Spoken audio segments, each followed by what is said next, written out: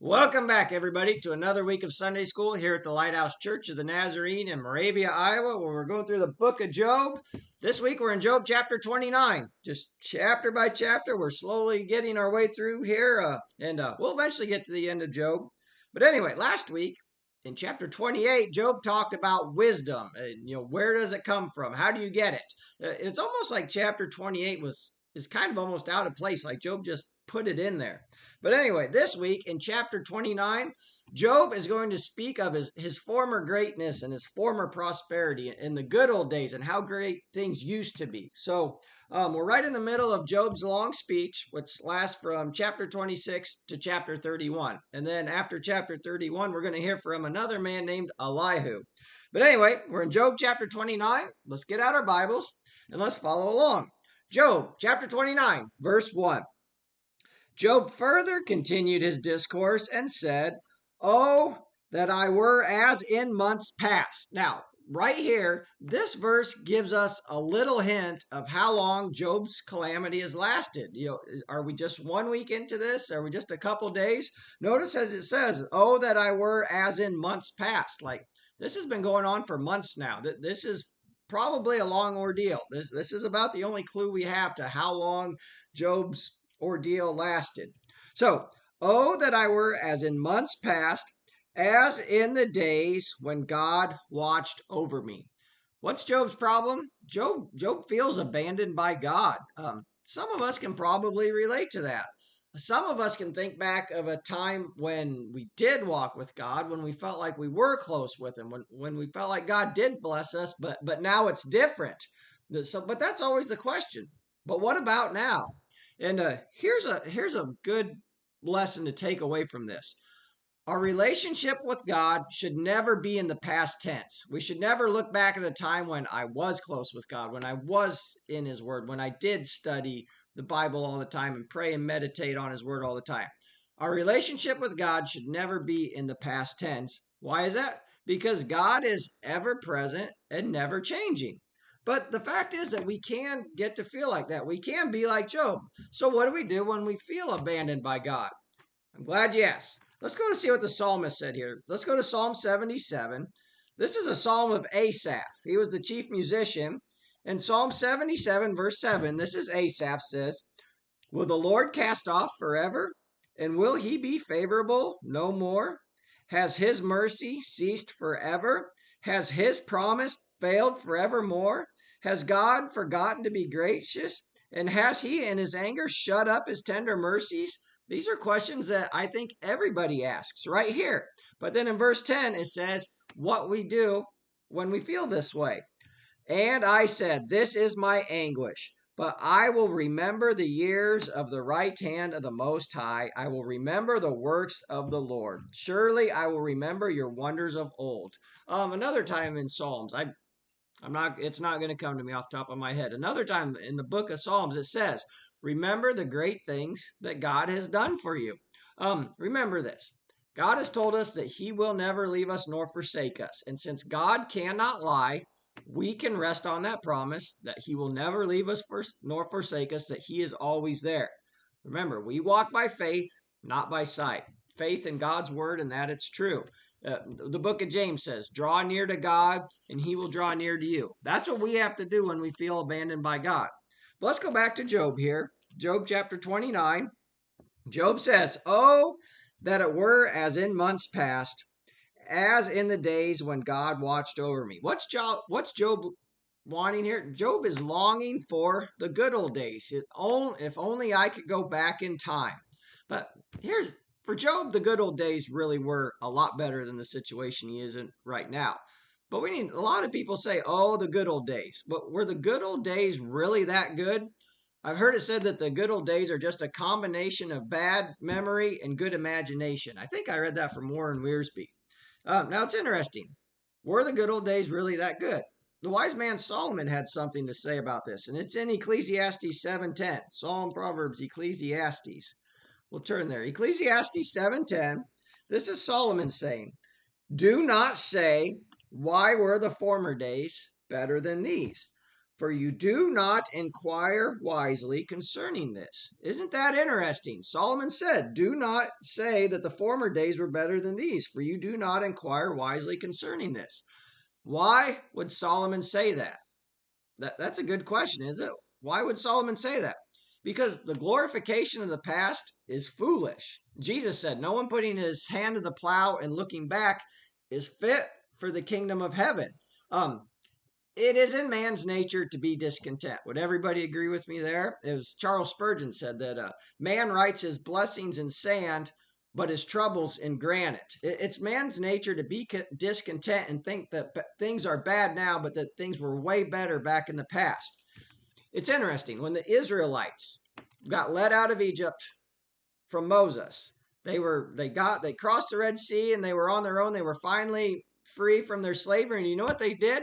It's in Exodus chapter 16, verse 3. They said, oh, that we could go back and be slaves in Egypt. Those were the good old days when we had plenty.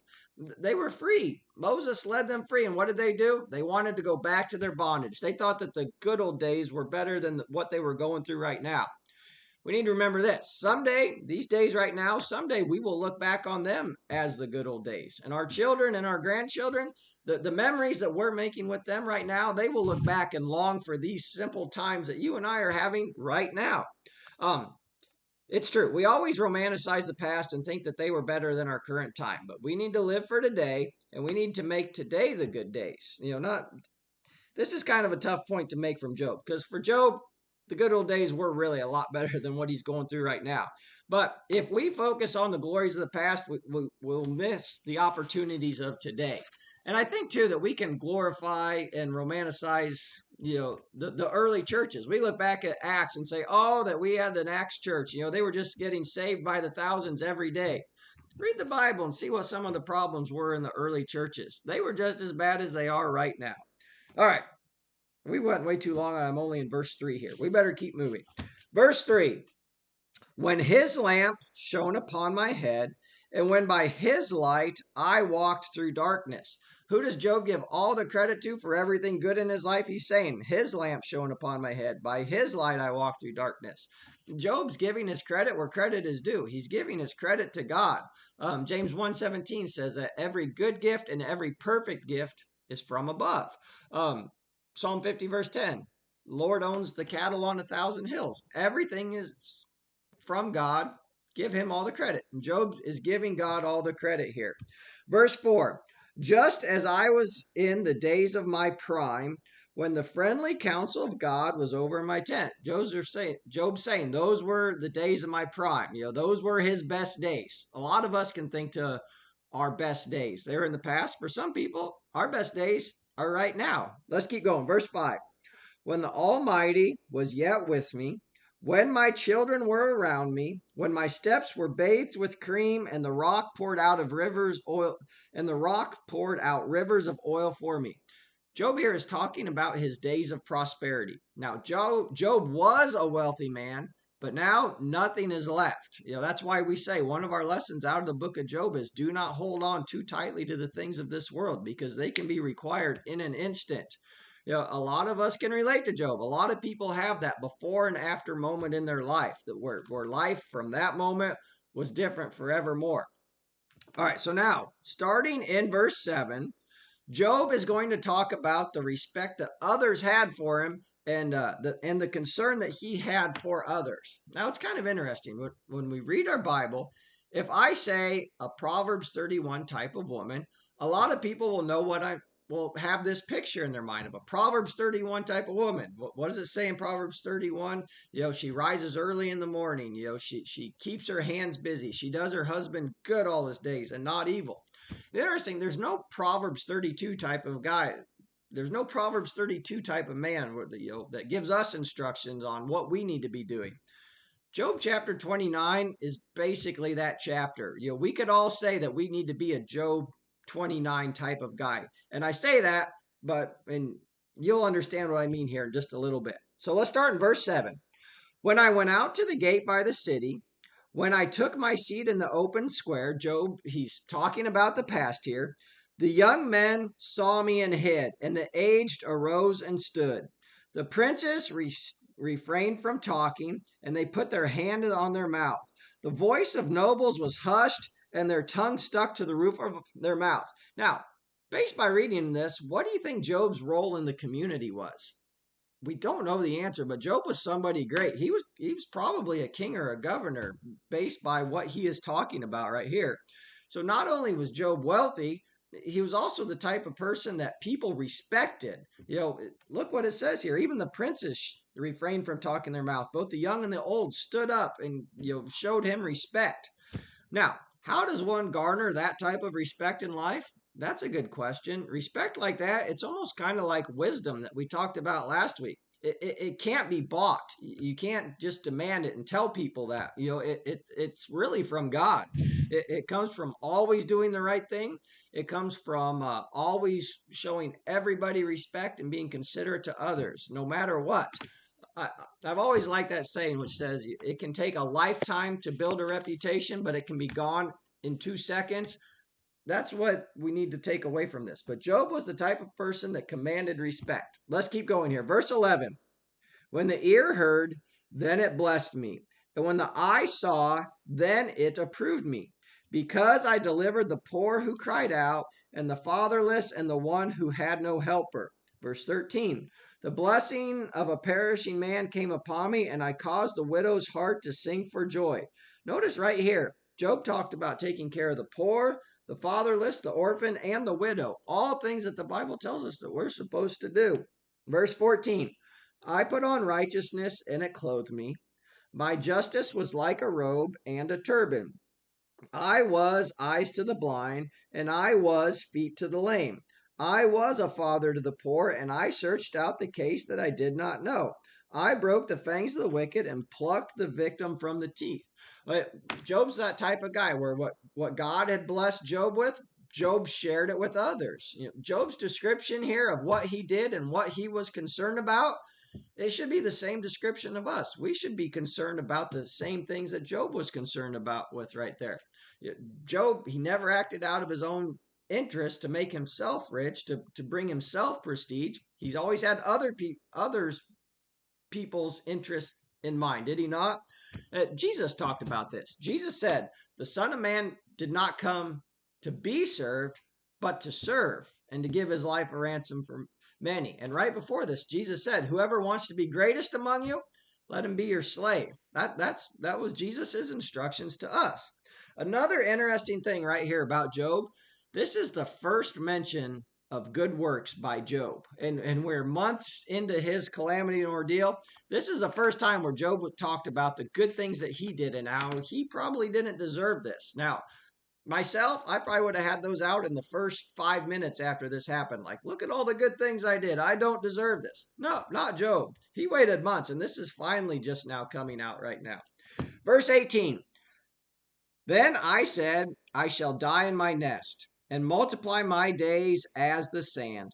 My root is spread out to the waters, and the dew lies all night on my branch. My glory is fresh within me, and my bow is renewed in my hand.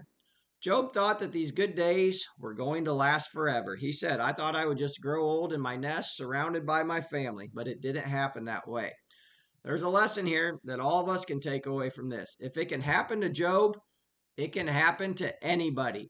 Nobody lives their lives free from calamity, but all of us think, oh, those bad things, those are all things that happen to other people. They won't happen to me. But remember, nobody lives their lives free of calamity. Bankruptcies, divorces, unexpected deaths, they happen to everybody. But we need to remember what we talked about earlier.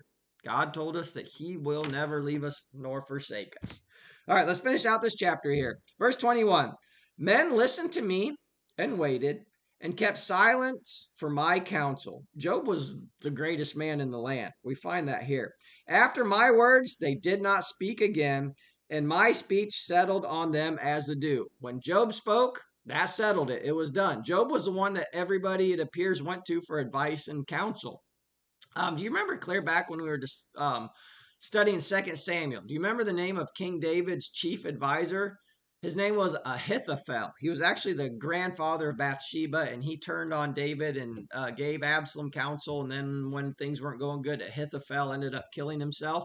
But Ahithophel was David's chief counselor. And it says this about Ahithophel. It said that receiving instructions from Ahithophel was like receiving the oracles of God. That's the same way it was with Job. Job, when you got his wise counsel, it was as if it was of God. And that settled it. And everybody wanted to know what Job's opinions were on this matter. Verse 23. They waited for me as for the rain, and they opened their mouth wide as for the spring rain. How hard would this have been for Job to be the one that everybody respected, to be the great Job, and now they're all mocking him and ridiculing him. Verse 24, if I mocked at them, they did not believe it, and the light of my countenance they did not cast down. Job was one of those where people wouldn't have even believed a bad word about him until he goes through this. Verse 25, I chose the way for them and sat as chief. So I dwelt as a king in the army, as one who comforts mourners. So for Job, the good old days, they really were the good old days. He had a great family that loved him. He was the greatest man in all of the land. Everybody respected him, but now that's all gone. But we can think about this too. We can look back sometimes and long for simpler times when we look at the troubles that we might have today. But if we believe in Jesus Christ and have put our faith and trust in him, we know that our good days are ahead of us and that our future, our eternity will be 1,000 times better than anything in this world could ever offer. So for us, our best days are clearly ahead of us. So we're done with Job chapter 29. I hope you enjoyed it. I hope you learned something, and I'll see you the same time, same place next week. Bye.